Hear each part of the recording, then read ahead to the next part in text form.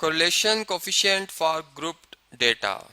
ये बात हम जानते हैं कि कोरिलेशन जो है वो basically interdependence between two variables है, ठीक है। जबकि इस चीज़ की स्ट्रेंथ को मेजर अगर करना हो तो हम कोफिशिएंट ऑफ कोरिलेशन जो है वो कैलकुलेट कर लेते हैं, जो कि हमें फिर स्ट्रेंथ बताता है दो वेरिएबल्स के जो इंटरडिपेंडेंस है उसको, ठीक है। अब अगर एक ग्रुप डेटा हो, ठीक है, और उस लिहाज से हमें देखना हो कि उसमें जो वेरिएबल इन्वॉल्व हैं, ठीक है, उनमें कितना स्ट्रॉन्ग रिलेशन है, ठीक है।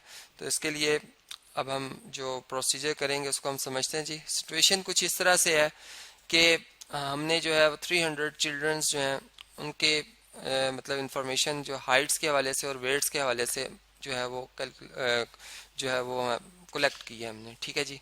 यानी यहाँ पे अगर आप देखें तो x जो है वो स्टैंड कर रहा है हाइट्स के लिए और y जो है स्टैंड कर रहा है वेट्स के लिए। और इसमें चूंकि हम ग्रुप डाटा से डील कर रहे हैं, ठीक है, इसमें हम फ्रीक्वेंसी डिस्ट्रीब्यूशन के हवाले से बात कर रहे हैं। जैसे कि x अगर आप देखें तो इसमें हम ये कह रहे हैं कि वो बच्चे जिनकी हाइट 59 से लेकर 62 इंचीज में है, अगर फर्ज करें इंचीज के हवाले से मैं बात करता हूँ, ठीक है, और y उनका जो वेट है वो 90 से 109 पाउंड्स तक है फर्ज करें, तो वो दो बच्चे हैं, ठीक है। इसी तरीके से किसी भी इलाके के हवाले से समझ लें या कोई भी हमने रेंडमली जो पिक किए थे स्टूडेंट 300 चिल्ड्रन जो पिक किए उनके हवाले से इंफॉर्मेशन है, ठीक है जी।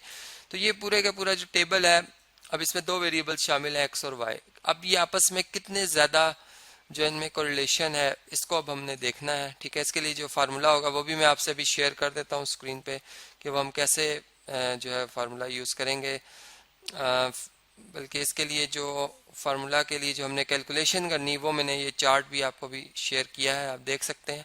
फार्मूला जो होगा हमारा वो ये है, ठीक है। इसमें R इज इक्वल टू ये जो हमारे पास मतलब फ्रीक्वेंसी को आपने कोडिंग वेरिएबल की मदद से हम ये बेसिकली फाइंड करेंगे जो कोरिलेशन कोफिशिएंट है, ठीक है। तो इस लिहाज से हमें जो जो वैल्यूज इसमें चाहिए इस फार्मूला में पुट करने के लिए वो मैंने इस टेबल के अंदर लिख दी हैं, ठीक है। जैसे आप अगर इस टेबल को अगर देखें, अब इसकी कंस्ट्रक्शन को देख लें कि कैसे ये कंस्ट्रक्ट हुआ है कि ये एक्स वेरिएबल है, ठीक है।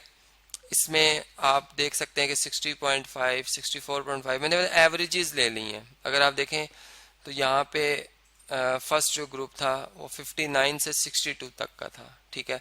अगर इसकी एवरेज ले लें आप तो देखें हमारे पास क्या आंसर आता है जी। आप देख सकते हैं 60.5 आंसर आता है कि 59 और 62 की एवरेज लें। इसी तरह 63 और 66 की एवरेज ले लें, जो आंसर आता है वो यहाँ मैंने लिख दिया है 64.5 आता है, ठीक है। इसी तरह नेक्स्ट 68.5 72.5 और 74.5।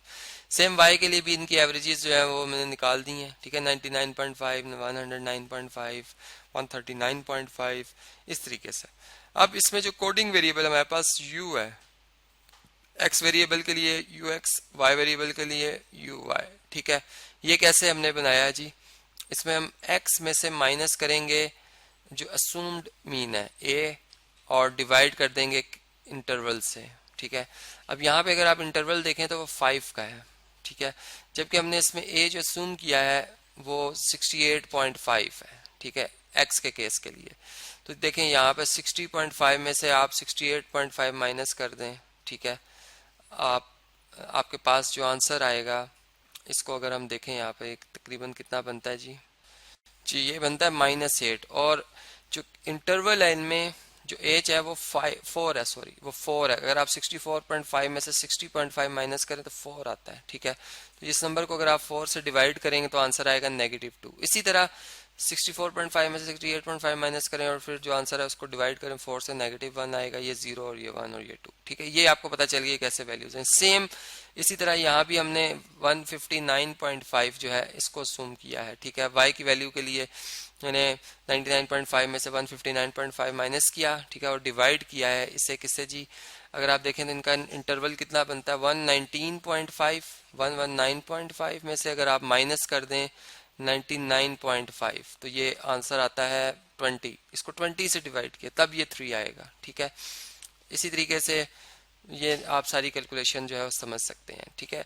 अब जो हमारे पास ये 2 लिखा हुआ है ये किस तरह से है, ठीक है। इसको अगर आप देख लें तो ये फ्रीक्वेंसी है जो कि हमें गिवन थी। अगर आप देखें तो ये फ्रीक्वेंसी थी, ये 2 7 5 6, ठीक है। ये जो 1 8 15 12 7 2, ये तमाम जो ऑलरेडी हमें गिवन थी फ्रीक्वेंसीज इन ग्रुप्स की, वो मैंने वैसे ही रखी हैं, ठीक है, वैसे ही लिखी हैं।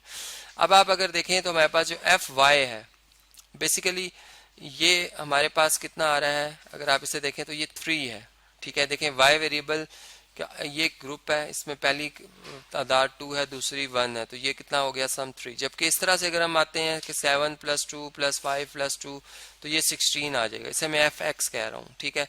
यानी एफ की जो कुल फ्रीक्वेंसी की तादाद है वो इस साइड पे लिखी होगी, आपको नजर आएगी, और एक्स वेरिएबल की जो टोटल फ्रीक्वेंसी वो आपको नीचे की तरफ वर्टिकली, मतलब जो ये वाला इस तरह से यहाँ पे लिखी हुई नजर आ रही है, ठीक है, इस कॉलम में।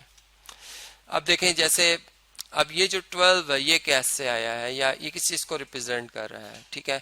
अगर मैं एफ वाई को यू वाई से मल्टीप्लाई करता हूँ, ठीक है, ये देखें एफ वाई हमारे पास कितना है, 3 है, और यू वाई ये कितना है, -3 है, तो -3 मल्टीप्लाई बाय 3 ये -9 आ जाएगा, ठीक है।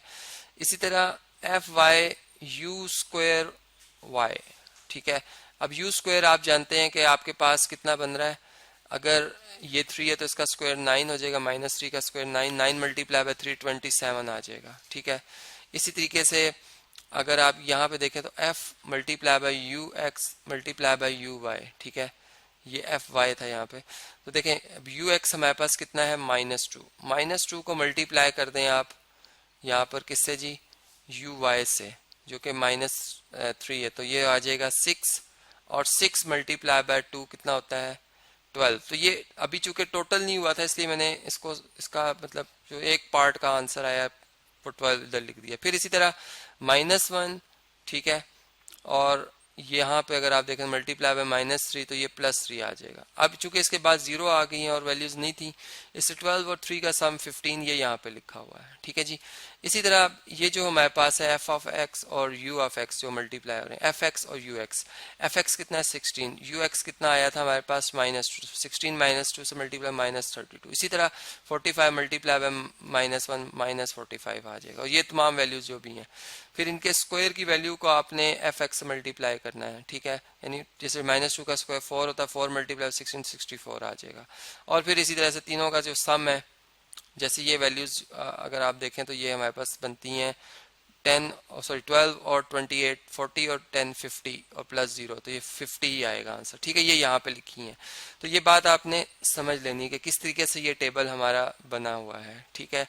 तो ये तमाम वैल्यूज जब मैंने मतलब इनको इस्तेमाल किया इस फार्मूला में और इसको जब मैंने दर्ज किया, तो जो मेरा आंसर आएगा अब मैं वो आपसे स्क्रीन पे जो है वो शेयर करता हूँ। तो आप भी ये तमाम वैल्यूज टेबल से देखें और लिखें यहाँ पे, और फिर जो मैच करें जो मैंने वैल्यूज लिखी उनके साथ, के आया कि आपने कोई गलती तो नहीं की यहाँ पे लिखने में। जी ये आप देख सकते हैं कि हमारे पास जो आंसर आया है वैल्यूज को लिखने के बाद वो आया है 54.02%, या आप कह सकते हैं 0.5402, ठीक है।